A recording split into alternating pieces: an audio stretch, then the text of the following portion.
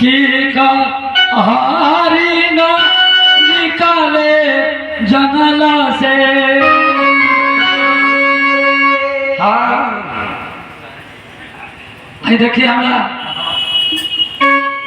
साहेब चाचा जी की तरफ से हजारों रुपए के पुरस्कार है। अब भगवान से प्रार्थना करो कि चाचा राजा ना चाचा हमारे महाराजा बन के राज करे। हमने सोनपुरबा गौनी हार के साल में 1-2 हाली जरूर बोला।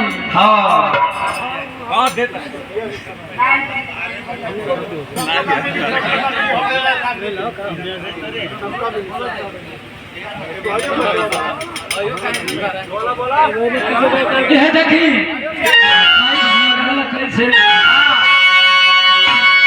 कि चंदन सामा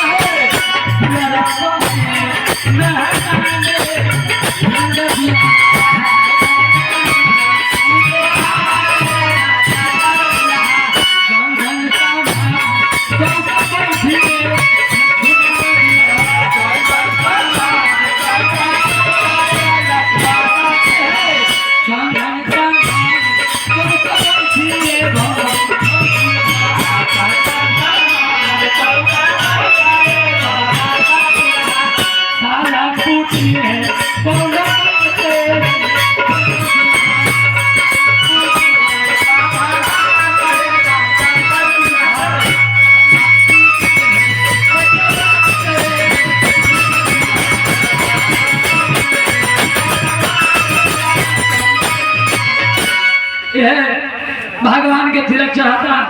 सखी तुरा से गीत गाता। यह तिलक चढ़ गई। और तिलक चढ़ने के बाद यह दुल्हा सरकार के चुनावन होता। चुनावन होता घर के माई बहन लगा कि चुनाई लियो